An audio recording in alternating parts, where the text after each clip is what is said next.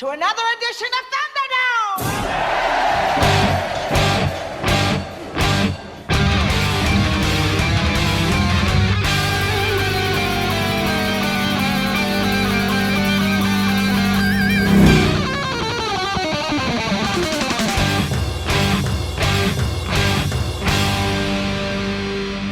Welcome to the Mad Max Minute.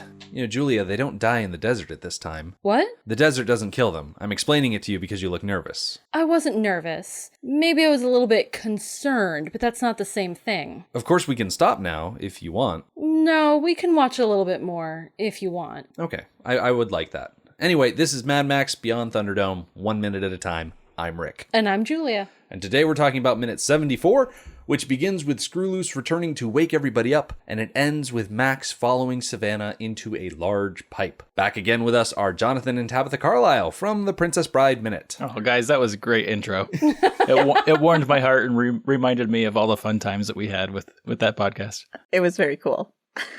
I'm glad you appreciated it.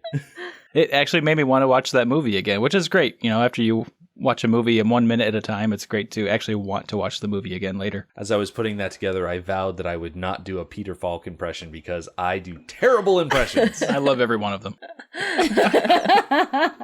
Speaking of impressions and launching us right into this minute, Scrooloose returns and does a lovely alarm clock impression by waking everybody up. And he's found something. He's excited about something and no one really knows what's going on. But little by little, they all get up off the ground and Scrooloose leads them to the top of the dune and points out over the horizon. And in the distance, we can see lights shining from Bartertown. And it's amazing because they're so far away, and yet as they're coming up to the top of this dune, they're lit up.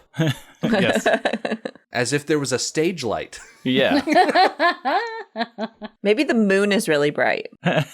Well, we know from minute 73 that it is a full moon. Yeah. We got to see that pretty distinctly. Now, is Scrooloose mute? At this point in time, I would say yes, although I cannot remember if he ever says anything for the rest of the movie, because he's got a decent part to play in the final chase. But I can't remember if he ever says anything or, whoops and hollers or anything during the closing chase. But as of right now, yes, he is mute. Near as I can tell, he never makes any sort of sound. But I gotta wonder, is it because he's legitimately mute, or is it because he just chooses not to speak? Yeah, I guess I was wondering, chicken or the egg kind of thing. Like, if he's mute, is that kind of, does that contribute to him being called Scrooloose just because he interacts with the world differently? Or maybe he legitimately does have a screw loose and talking is just not his thing. I was wondering for a little bit, it could be that he's deaf and that's why he doesn't say anything. But one of the toys that he plays with is a sound toy, that Bugs Bunny that he pulls the string for. And yeah, when you have one of those toys, they have a weird vibration to them when you pull the string. But I don't think there's anything in this movie that has any sort of evidence toward him being hearing impaired. So I'm thinking about the vibration of that Bugs Bunny toy. And that is a type of mechanism that they don't have very much of. They don't have those sorts of things around. So pulling that and feeling that vibration would be something unique. So I think him pulling that and then sitting there listening to it or feeling it in almost a comforting way. I think it's possible that he is deaf and he was pulling that to feel the vibration. Yeah, I think the only argument that I would have against the deaf Scrooloose theory is that there are instances where people shout to him and he responds. Yeah, there you go. But, Maybe he's sensing the vibrations of the air as the sound waves get through. He's got daredevil abilities. Yeah. No, okay, so this just occurred to me. No matter what woke him up, no matter what, because I don't know if he could actually see the light shining over the hill, and that's what, I don't know. But is this the first time that they're seeing electric lights? But I think my real question is, does he think that this is the Tomorrowland? Oh, never mind. The kid says that. That's not a revelation. I guess that's what happens when you haven't seen the movie over and over. You're like, oh yeah. Right. I didn't think of that first. You don't have every moment memorized. Yeah. As far as if they've ever seen electric lights before, I'm guessing no, they have not. The plane would have had electric lights in it, but I think most of the kids weren't even born for the plane crash. And perhaps the electricity in the plane may have lasted for a little while, as long as there was fuel to run. Do the electricals in a plane, do they have a battery like in a car? They could have a battery. They could have some sort of alternator hooked up. I'm not really sure how planes work. In any case, the electricity in the plane would not have lasted long. No. Certainly not long enough for any of these particular kids to remember what electric lights look like. So for these kids, this is really the first time that they've seen in person lights this bright that aren't fire. Mm-hmm. Yeah, that's a weird place to try and put your mind into.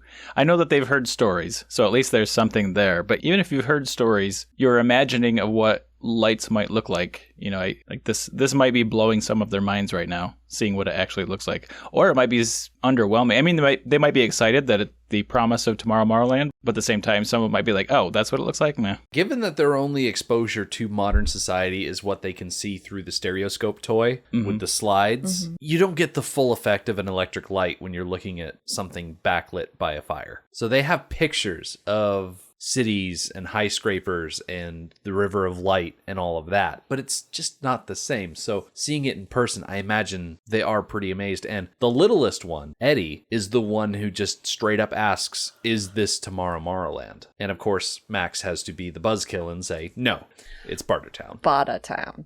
Okay, he's not the buzzkill because he has told them that the only thing out there is Bartertown, and that's worse than getting lost out in the nothing.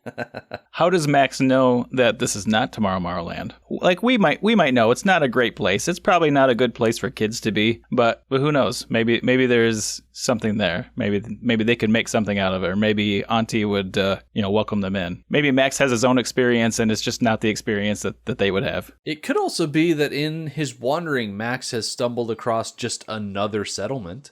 I suppose that Max has enough navigational skills to know that he was more or less going back the way he came. Because, you're in the middle of the desert without any navigational skills whatsoever. I wouldn't know if I was going north or south or back the way I came. I would have absolutely no idea. He could have actually crossed the desert and is now on the other side, and this is a different oasis of technology and electricity. You never know.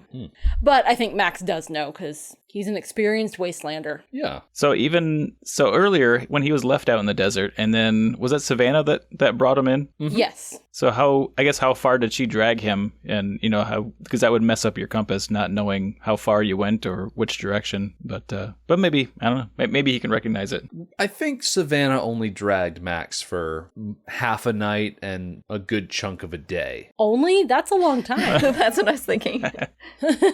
That's a long time to not know which direction you're traveling in. I think you're right. That would definitely mess with Max's sense of direction. And he really didn't have any favors leaving Bartertown to begin with, because he had that giant mascot head dropped on his shoulders, and then the horse was just set loose to run. So between not knowing where he started and not knowing where he ended, only knowing 2 points on a map and having no idea how they relate to each other, the fact that they make it back to Bartertown is actually pretty impressive. Although Savannah chose their direction of travel, and Max just followed them back out into the nothing, I would expect her to have excellent navigational skills. So I think she knew which direction she wanted to go in and chose that direction on purpose. Is she going back the way that she found him? Yeah, I think so, yes. But even so, it wouldn't explain how they were able to find Bartertown so easily. Because Savannah had no idea that Max was coming from Bartertown. His tracks would have blown away because he was half covered by sand when she found him. Yes. So she had no idea which direction he came from. You could argue that this is all just a fluke.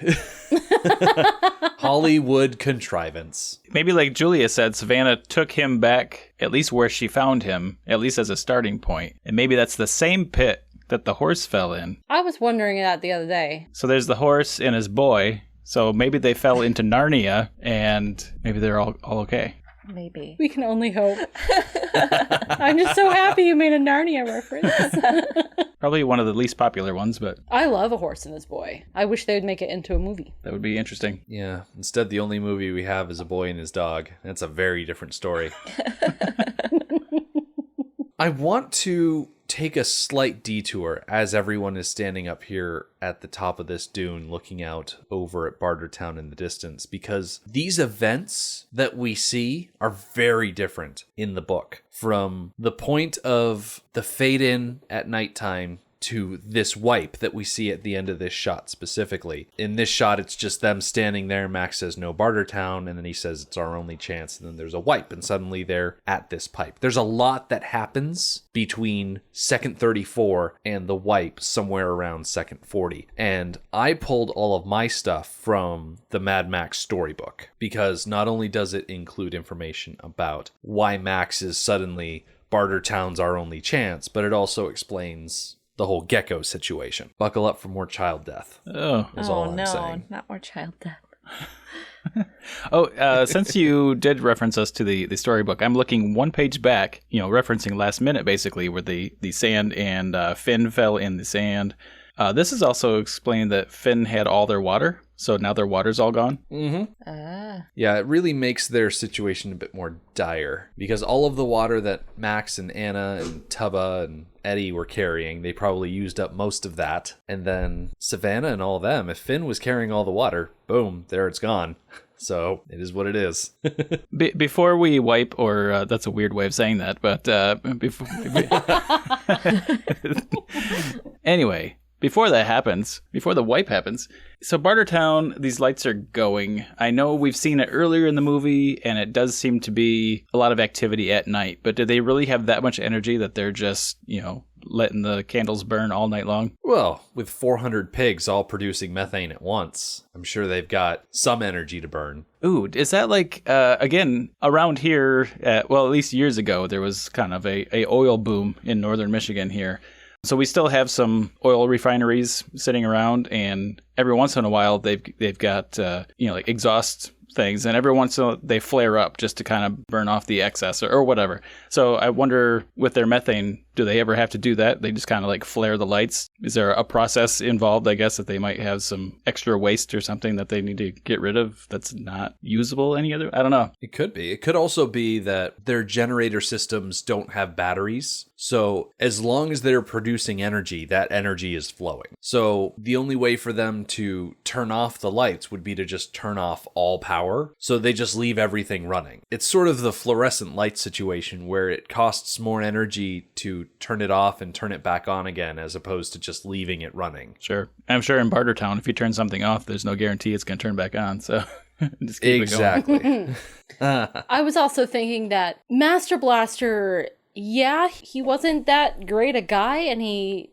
took advantage of his position of running Underworld, but he had a system, and it worked, and kept things running relatively smoothly. Now that Iron Bar is running the place, I think perhaps he is going overboard, overcompensating, or has become gluttonous and showing off his power by producing as much energy as he possibly can. Are you saying that Iron Bar has something to compensate for? Yes.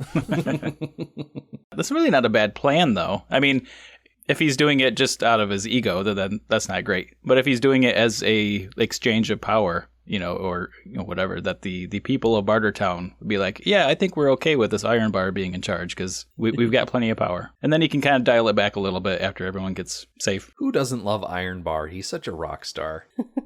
I want to transition over into the storybook real quick and pick up with them lying together at night on the side of the dune, more or less the top of this minute. So as the storybook goes, he says, that night, camping in the desert, Gecko suddenly cried, I can hear it. I's hearing the sonic. It's there. I's hearing it. So Gecko in the storybook, still there, still alive, still with them. He hasn't been completely glossed over and forgotten like in the movie. And far across the desert, the lights of Bartertown came on. So Gecko probably heard like a vibration in the ground or caught some sort of glint out of the corner of his eye. And Anna shouts, Captain, Captain, we's there. The tribe began walking again. At last, they reached a cliff overlooking Bartertown. They gazed down in wonder. chattering excitedly. Where's the video? We's home. A high scraper. It's not Tomorrowland, Max told them. It's Bartertown. But he knew that to the tribe members, it was the most wonderful thing they'd ever seen. Max thought for a moment. He desperately needed water and supplies for himself and the tribe. They couldn't survive much longer without them. He knew he could find supplies in Bartertown, but how could he get in?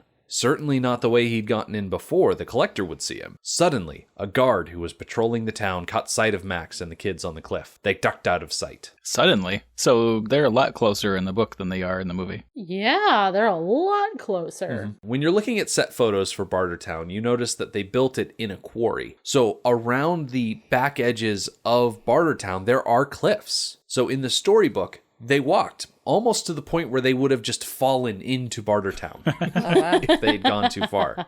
I think that addition to the story kind of answers questions that we had on Monday's Minute, wondering about how Scrooloose just all of a sudden knew to walk up over the edge of the dune to see Bartertown. Yeah. I think what Gecko heard when he was referring to the sonic, I think he was referring to the sound that light bulbs make when they come on, like that buzzing, especially the kind of light bulbs that they would have in the 80s. Oh, yeah. Yeah, not very high quality. They would have been really just not great. And so I think he would have heard them come on. I think that carries over to what we see in the movie, where Scrooloose was probably woken up by the really bright moon and then could hear the buzzing of the electricity, although it still is pretty far away to hear the buzzing of the electricity. Yeah. I think that was probably a carryover. So as they are ducking out of sight from the patrolling guards in Bartertown, Max realizes something and he says, "Where's what's-his-name?" he asked, trying to remember Scrooloose's name. It's nice to see that we're not alone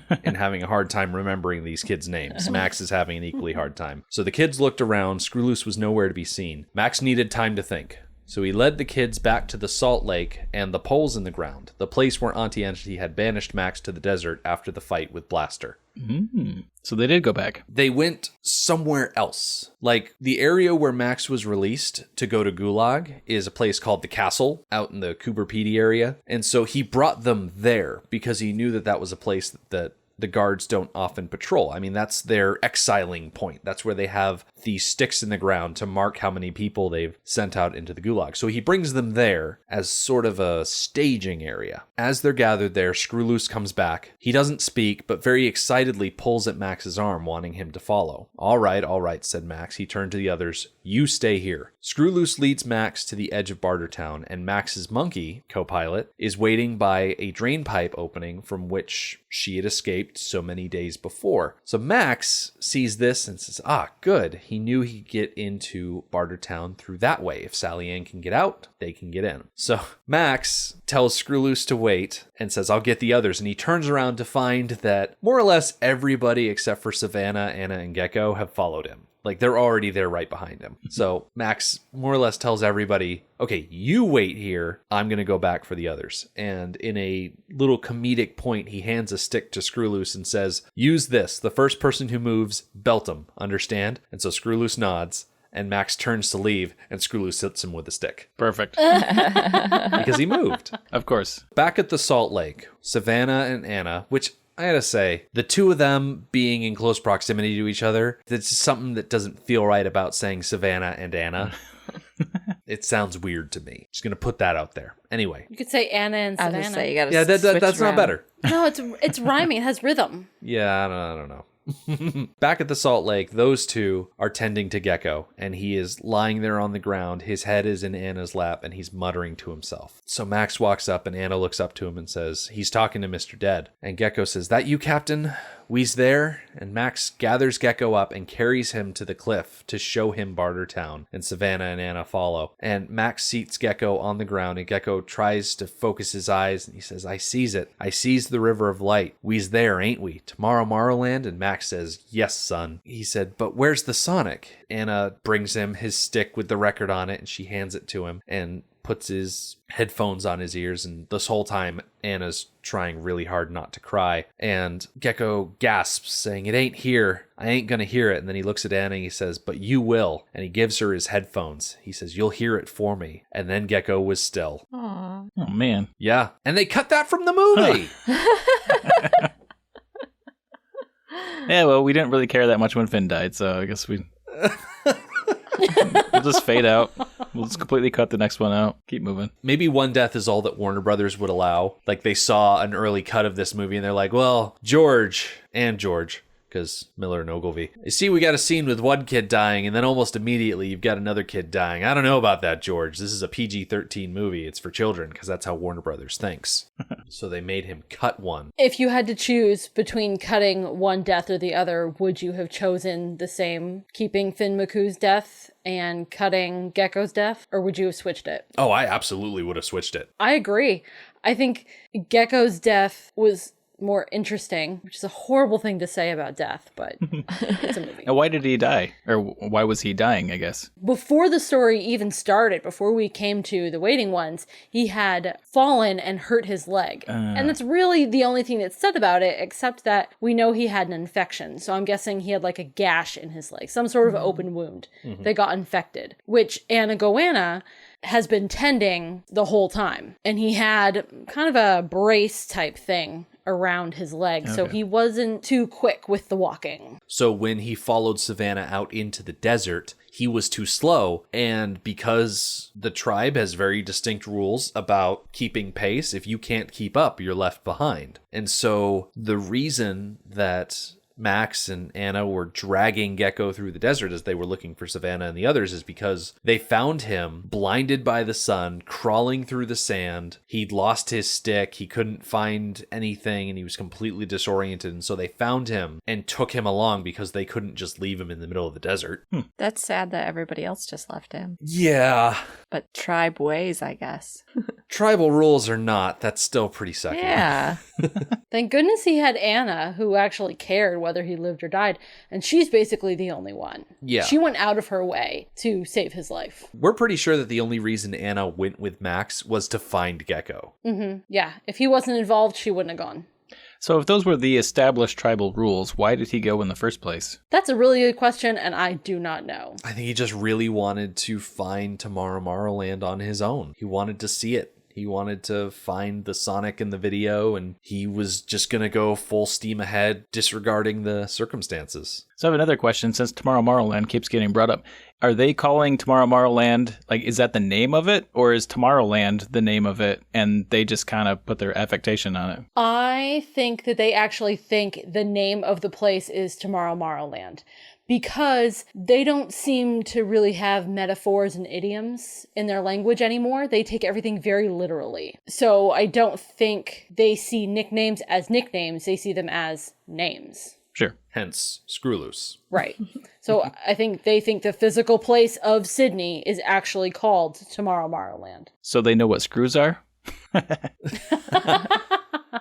Well, I mean, there's something holding those bits of plane together, yeah. you know, and at one point there were adults teaching them what little English they know. Okay, if an adult was anywhere near when Scrooloose was dubbed Scrooloose, then that is a bad adult. To just allow that to happen. Yes. And Tubba? Who let that boy have that name? I can't explain it. I don't have an excuse for you. I'm sorry. Yes. Dipping back into the storybook again real quick. Before they leave Gecko, Max offers to bury him, but Anna shakes her head. She doesn't want him to go through the effort of that. And so they just kind of leave Gecko on the cliff and make their way to Bartertown. Cutting back real quick to the idea of tribal rules, that's very much in line. They don't have the time or the energy or the resources to spend burying Gecko, so Anna knows that that's a sacrifice that can't be made. And she does it willingly. She walks away willingly. Well, there's also the question is, do they bury their dead as is, or do they just not have a good grasp on death because all of their older tribe members take a leaving, and so they never actually see people die?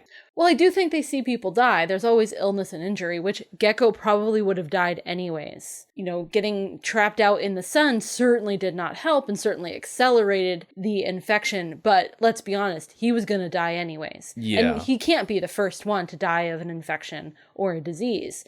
Up in Scrooloose's grotto, there are bones. And human skulls, yeah. Yeah. So they've seen death before, and you're right. I don't think their tradition is to bury them. Not sure what their tradition is. Maybe to burn them? Maybe. But they have the bones around. So just how Lord of the Flies is this group?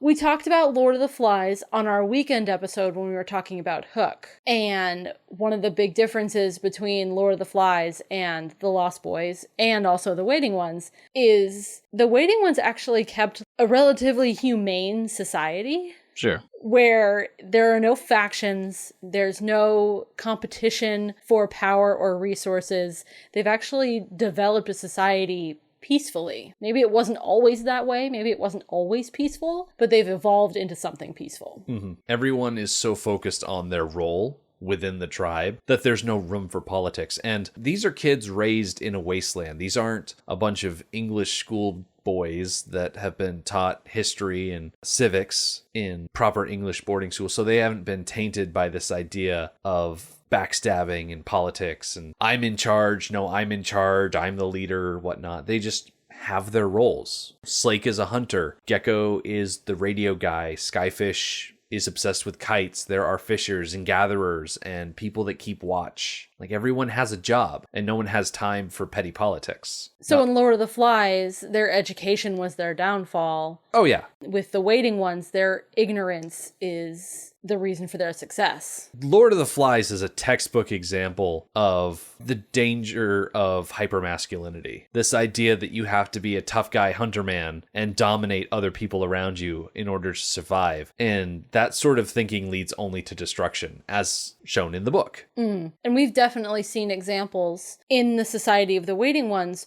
There doesn't really seem to be misogyny in this society. The two leaders, Savannah and Slake, seem to be very equal. Yeah, the only time they really butt heads is when one of them wants to leave and one of them thinks that they should stay. Right.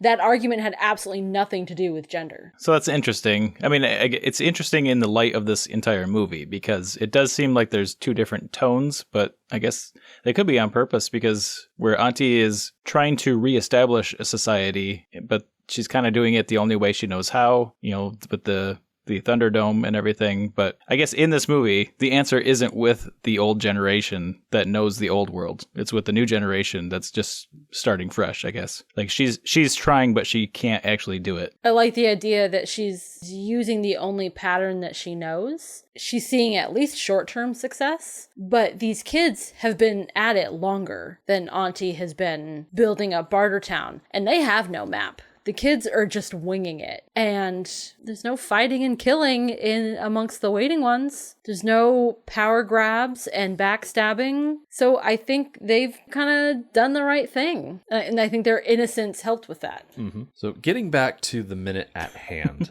this wipe that we have transitions to Max by this large pipe opening, and Savannah and Anna are there, and Anna is holding Gecko's stick. So this is very clearly a scene that is supposed to immediately follow the one that we just talked about with Gecko on the cliff. And it says in the storybook that when they reached the drain, the others were gone. So cursing, Max herded Anna and Savannah into the drain and then followed them through.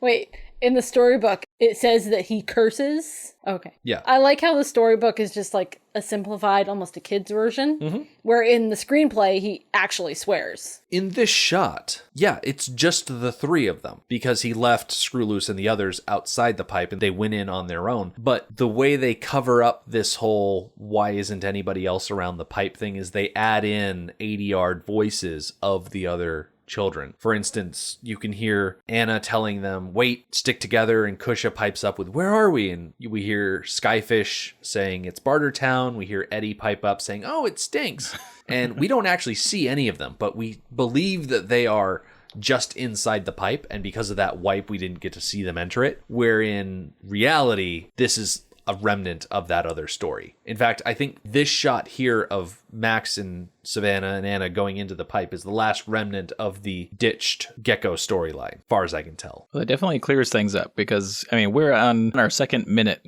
of our guesting here, and they've done a lot of stuff. They've traveled a long ways, or it seems like a long ways anyway, and they just keep wiping right through, so I guess that helps. Be interesting to watch this movie again after knowing all of this stuff and actually knowing who characters are and what's going on. Yeah, I agree. There's certainly a lot that's just brushed over that could have been included but wasn't. Julia, as you've been poking through the book, is there anything that stands out to you that could help color the situation before we move on? No, everything that the book adds, the storybook added as well. Just in a more simplified, kid-friendly way? Yes. Okay, sounds good. So here at the tail end of 74, we're going to put a pin in this situation so that way we can come back on Friday. We'll follow Max and Savannah as they navigate Underworld's pipe and vent system as they try to find their way into the city. They'll eventually reach a dead end, but Max has a plan that he's going to share with the others, which is a good thing to do when you have a plan.